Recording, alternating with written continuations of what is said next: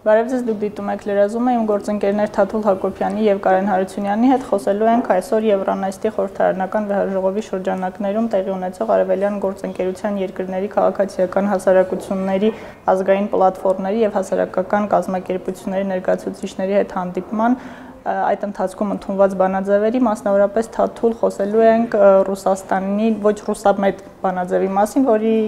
որը ուղղված էր Ուկրաինայում ռուսական գործողությունների դադարեցմանը կամ կոչ էին անում Ռուսաստանին որևէ կերպ չներխուժել Ուկրաինա եւ բանաձևը կոչվում է Ռուսաստանի կողմից Ուկրաինայի հանդեպ ռազմական ագրեսիայի մասին բանաձև։ Բանաձևը ընդունվել է Երևանում եւ Թաթուլ հետեւյալս է հարցը. ինչ է կարծում սա ինչ կարժենա Հայաստանի իշխանությունների համար, որոնք ամեն կերպ փորձում են հաջողանալ եւ հաջողանում են Ռուսաստանի իշխանություններին։ Սա կարող է լուրջ խնդիր առաջացնել ԵՏՄ անդամ պետության համար, Հայաստանի համար։ Նախ նշենք, որ այդ բանաձևին հայկական պատվիրակները կողմ չեն քվեարկել, սա շատ կարևոր է եւ դա արդեն արդարացում է մեծ եղբորը, որ դե գիտեք ինչ կա, մենք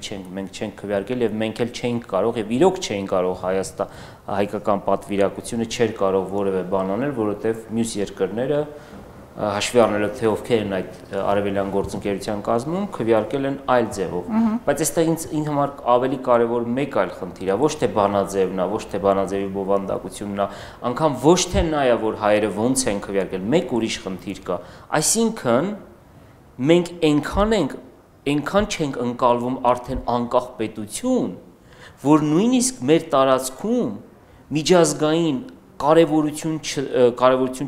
չունեցող փչած մի հատ այդ կառույցի անունը որ տվեցիք, չէ՞, Եվրանեստ կոչվածը, հա, այդքան մեզ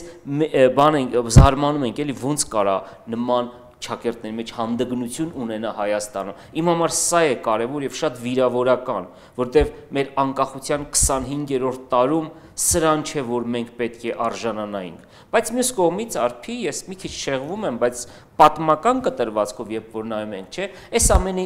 ինձ համար բացարձակապես անտրամաբանական չէ, ավելին ասեմ, շատ տրամաբանական է։ Եթե մի երկիր 600 տարի հետո անկախություն նվաճելուց հետո ընդամենը կարողանում է չեմ մեղադրում, չկարողացանք պահել, մեր պապերը չկարողացան պահել, ընդամենը 2.5 տարի անկախությունից հետո 22 թվականին ցանկություն է հայտնում հրաժարվել իր անկախությունից եւ մտնել բոլշևիկյան Ռուսաստանի կան խորհրդային միության անվան տակ, ապա հիմա էլ ինչ է եղել, ինչու չի կարող մի 100 տարի հետո նույն այս պետությունը կորցնի իր անկախությունը մտնելով Պուտինյան Ռուսաստանի կազմի մեջ։ Թաթուլ կներեք, ես ճիշտ հասկացա, արդյոք դուք վիրավորական եք համարում Հայաստանում Եվրանեստի խորհրդարանական վեհաժողովի տեղի ունենալը եւ առհասարակ արևելյան գործընկերությունը, թե Ես ընկալումն եմ վիրավորական համարում, որ մեզ արդեն այնքան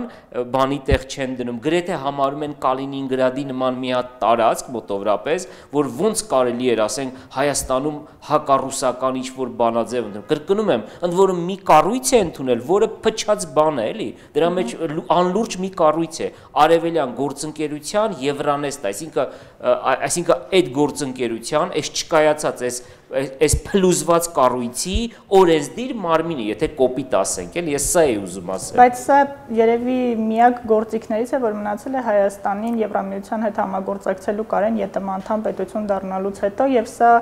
հույս է նշնչում, որ այնուամենայնիվ Եվրոպայի հետ համագործակցությունը իշխանությունների, Հայաստանի իշխանությունների կշարունակվի եւ իշխանությունները լինելով ԵՏՄ անդամ չեն գնա տոտալ բռնությունների ճանապարհով Հայաստանում, հատկապես սահմանադրական փոփոխությունների այս ֆոնին։ Ինչ կասես դու այս կապակցությամբ։ Ճիշտ ասած, ես Թաթուլի հետ այնքան էլ համաձայն չեմ, որ սա լրիվ փչած կառույց է եւ բոլորովին կարեւոր չէ, իրականում Եվրոպական խորհրդարանի падգամավորներ են, իրականում ինչ որ ձևաչափ է, որի միջոցով Հայաստանը կարողանում է շփվել Եվրոպական միության հետ, եւ այդ ձևաչափը կարեւոր է հատկապես 2013-ի սեպտեմբերյան տխրահռչակ որոշումից հետո, որպեսզի Հայաստանը կարողանա ինչ որ ձևաչափով կամ ձևաչափերով շարունակել համագործակցությունը Եվրոպական միության հետ եւ հետաքրքրական էր, որ հենց այս խորհրդաժողովին նիստին եկավ նաև Եվրոպական միության ընդլայնման եւ հարևանության հարցերով հանձնակատար Յոհաննես Հանը, ու շատ հետաքրքրական էին շեշտադրումները Հայաստան Եվրամիության հետագա հարաբերությունների մասով։ Եթե մինչև 2013-ը մինչև ասոցիացիան համաձայնագրի ստորագրումն ու նախաստորագրումը 4 երկրների մի մասի կողմից խոսվում էր ընդհանրական մոտեցման մասին, ապա այժմ Եվրամիությունը ընդունել է նոր մոտեցում յուրաքանչյուր երկրի հետ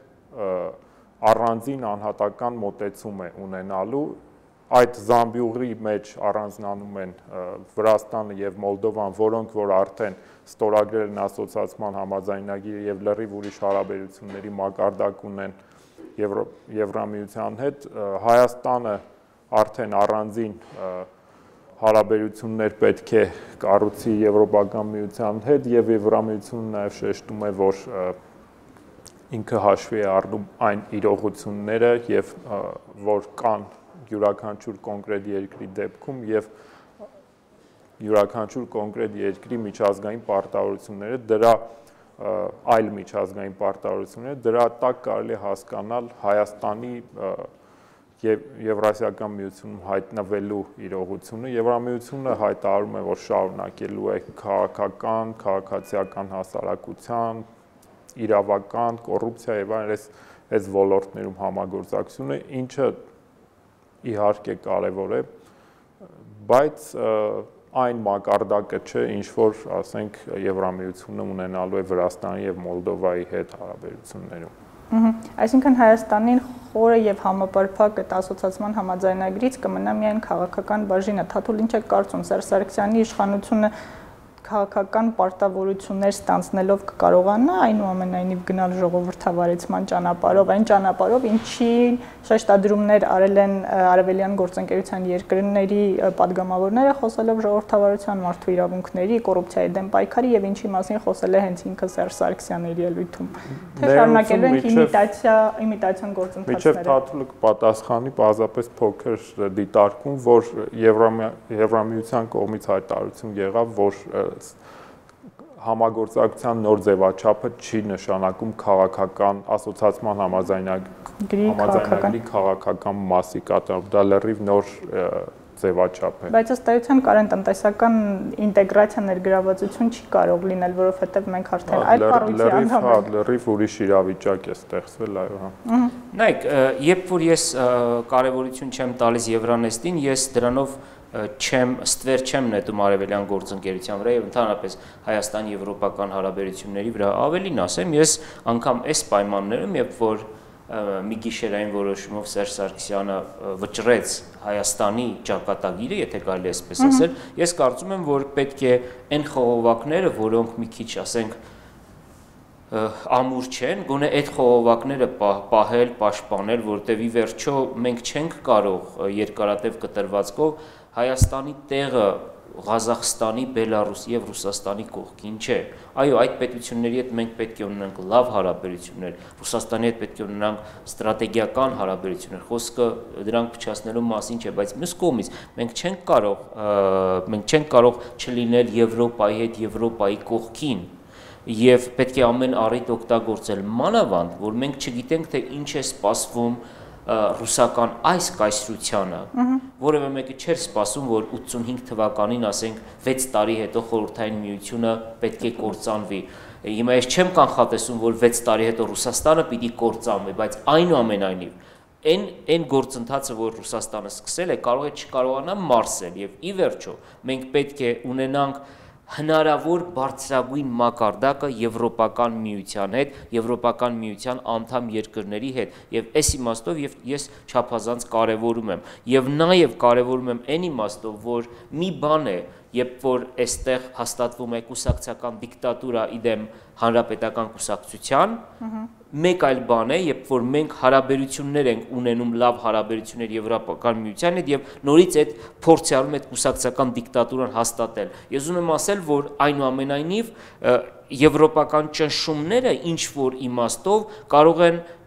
իշխանությունների համար զսպիչ ուժ լինել որոշակի գործընթացներում։ Դրա համար ես անշուշտ կարևորում եմ եւ լավ կլինի, որ Հայաստանը որևէ ձևով, որևէ ձևաչափով շարունակի գործընկերությունը Եվրոպական միության հետ որպես մի կառույց, որպես նաև մի արժեքային ընդհանուր համակարգ եւ ընդհանուր շուկա։ Իհարկե մարտահրավերը կա, որովհետև եթե նայեք Եվրասիական միության անդամ 3 երկրներում իշխանություն փաստացի չի փոխվում։ Բելարուսում 94 թվականից, Ղազախստանում անկախացման առաջին օրվանից, 89-ից Նազարբաևն է Ռուսաստանում 98 թվականից դե ֆակտո Վլադիմիր Պուտինն է այս կամ այն ձևաչափով եւ այդ ամենը շատ հեշտ է վերցնել եւ բերել այստեղ copy-paste անել Հայաստանում։ Դրա համար Եվրոպական միության հետ համագործակցությունը զսպիչ գործոն կարող է եւ շատ կենսական կարեւոր նշանակություն ունի մեզ համար։ Շատ լավ, շնորհակալություն մեկնաբանությունների համար, մնում է հուսալ, որ քաղաքացիական հանրությունը ավելի ակտիվ կաշխատի եւ կկարողանա Եվրամիության հետ համագործակցության շրջանակներում իսկապես իրականացնել այդ զսպիչ մեխանիզմները օրորի ավելի հանդգնացող Սերժ Սարգսյանի իշխանության նկատմամբ։ Շնորհակալություն նաև ձեզ, շարունակեք հետևել Civilnet-ին։